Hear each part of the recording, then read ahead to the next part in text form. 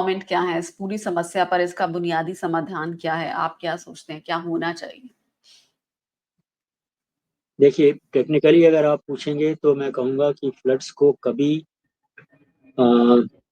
Drainage से delink करके आप डिजायर्ड रिजल्ट्स नहीं पा सकते। एक उदाहरण के लिए मैं कहता हूँ कि हमारे यहाँ शायद 2008 या उसकी बात होगी, 54 जगह हमारे ब्रिजेस टूटे थे। 54 जगह ब्रिजेस वर वॉश्ड अवे।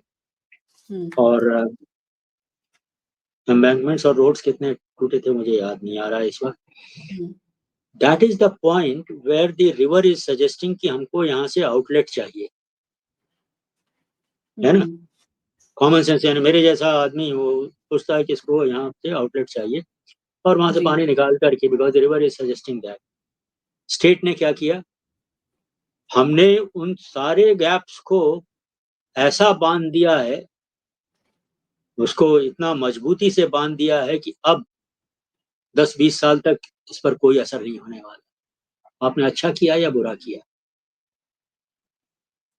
इस पर कभी डिबेट होगी कि नदी रास्ता खोज रही है और हम उसको और मजबूती से बांध रहे हैं। That's not the solution. Talk to the people and let's see what they say. कभी नहीं होता। वो तो एकदम कभी कभी फौज पहुंच जाएगी इंजीनियर्स की, कॉन्ट्रैक्टर्स की, और लोगों को, किसानों को पता ही नहीं है। मैं, मेरे पास राइट अप है जिसमें उन्होंने, इंजीनियर्स पहुंच गए और I think it was Bagmati basin, और गांव में उन्होंने डेरे डाल दिए कि अब हम ये काम करेंगे। तो बोलते साहब क्या करेंगे वो तो बताइए।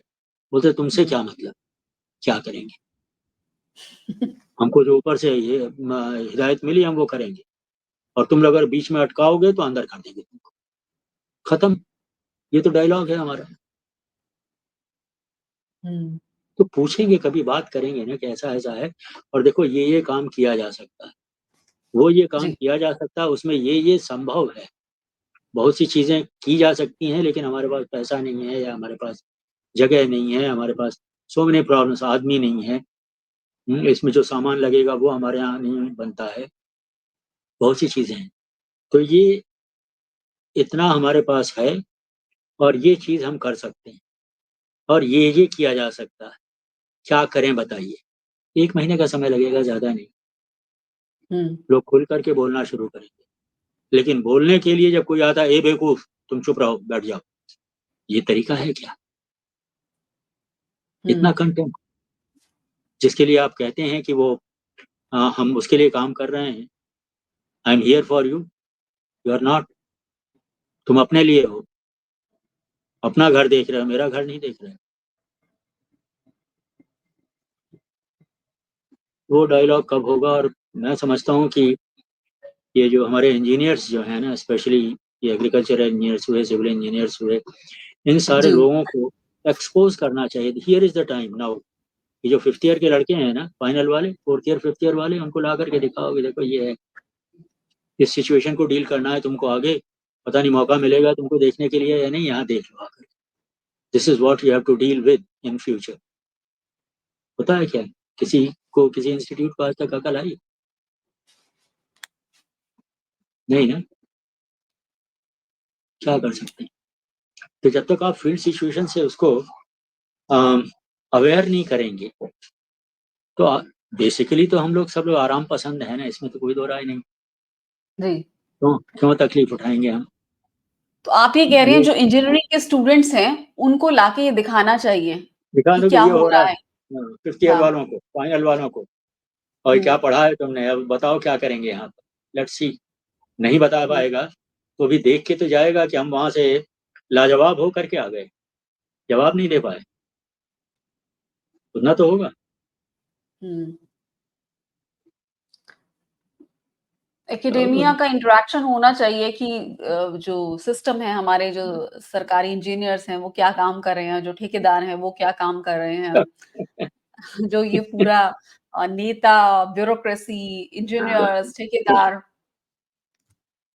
इतने दशकों बहुत में समाधान नहीं खोज पा रहे। बहुत तो मुश्किल है, बहुत मुश्किल है। मैंने एक बार मीटिंग अटेंड की थी पटना में ही, तो उसमें जो सेक्रेटरी साहब थे डिपार्टमेंट के, उन्होंने कह दिया था, तो बात चल रही थी, पब्लिक तो सब पूरी थी, जब तक नेपाल में बांध नहीं बनेगा तब तक इस समस्या का समाधान नहीं होगा।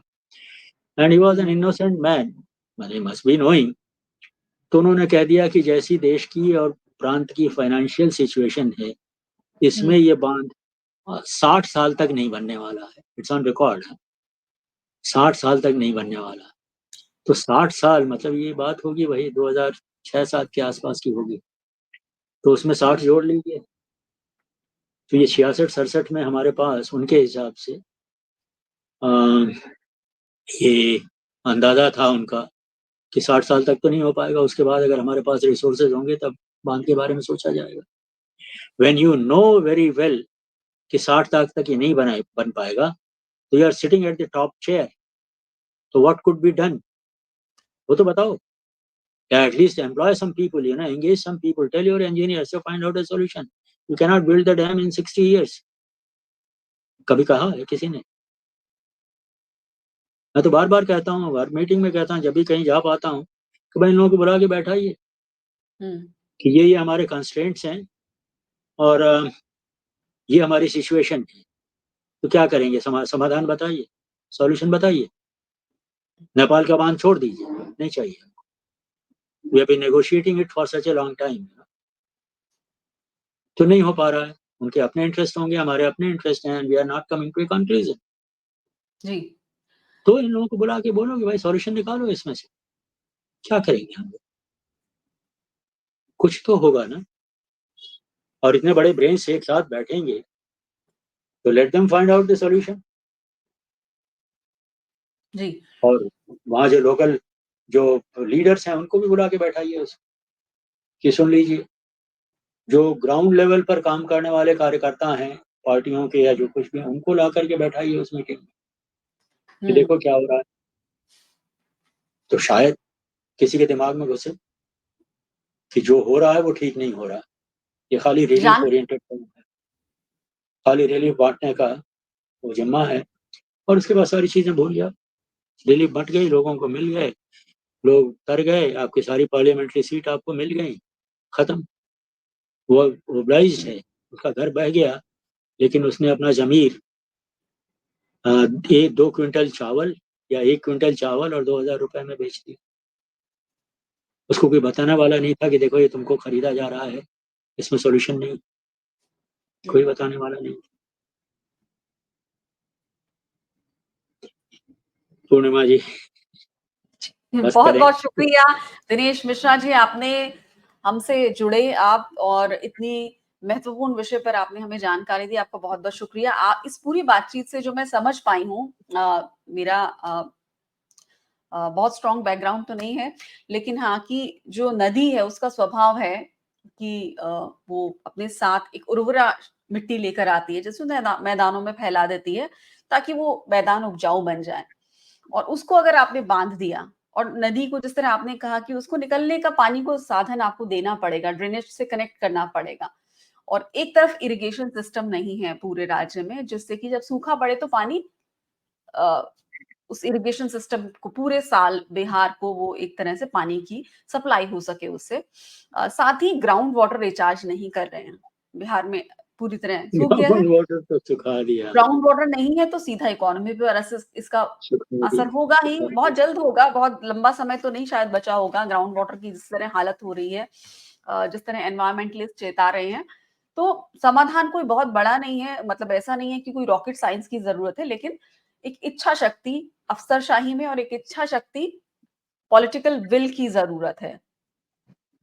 और आम जी, लोगों को भी, और जो लोग बिहार से आए हैं, जो दिल्ली में सेटल हैं, उन्हें यहाँ पर आके अपना जितना भी उनका नेटवर्क है उसमें उन्हें बातचीत करनी चाहिए। बड़े-बड़े कार्यक्रम हर जगह हो रहे हैं, तो शायद पटना में भी हो और बिहार के अलग-अलग ठीक है, इलाकों में अवेयरनेस कैंपेन चला होती जाए, दिल्ली में इसका डिस्कशन हो। अ, बिहार पर बातचीत होती है हर जगह। नदियों में बाढ़ बाढ़ आना बिहार की एक तरह से सालाना ये एक हो गया है, जी, हर साल आ रही है। लोग इस पर, लेकिन इसका समाधान इतना मुश्किल भी नहीं है, इच्छा शक्ति की बस एक कमी है। जी,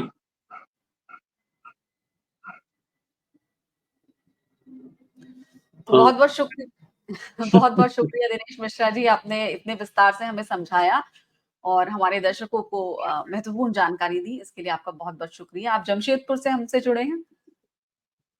जी, जी, बहुत-बहुत शुक्रिया। मिलते हैं, धन्य कभी मिलेंगे। जी, थैंक यू। तो ये थी हमारी चर्चा कि बिहार में नदियाँ जो हैं वो क्यों तबाही मचा रही हैं, क्यों फ्लड आ रहे हैं, क्यों बाढ़ आ रही है, उसका समाधान क्या है? दिनेश मिश्रा जी जो हैं, उनसे हमने बात की जो कि बिहार की नदियों पर एक्सपर्ट हैं, उनकी एक्सपर्ट ओपिनियन उन्होंने हमें बताया कि किस तरह से इसका समाधान हो सकता है और इसके समाधान क्या हो सकते हैं, किस तरह से जो पॉलिटिकल विल की ज़रूरत है, किस तरह से अफ़सरशाही, ब्यूरोक्रेसी को काम करना चाहिए, इंजीनियर्स को किस तरह से सोचना चाहिए। बहुत मुश्किल नहीं है समाधान, लेकिन हमें जो भी सरकारी तंत्र है, उसको एक ऑनेस्टी से, एक ईमानदारी से इसके समाधान की तरफ सोचना होगा और समाधान को इम्प्लीमेंट करना होगा, उनको लागू करना होगा। बहुत-बहुत शुक्रिया इस कार्यक्रम को देखने के लिए और आप इस वीडियो को लाइक करना और इसे शेयर करना बिल्कुल ना भूलें। और हम चाहेंगे कि अगर आपके मन में कोई सवाल है या आप अपनी कोई राय देना चाहते हैं, तो उसे कमेंट बॉक्स में लिखकर हमें ज़रूर बताएँ। धन्यवाद इस चर्चा को देखने के लिए।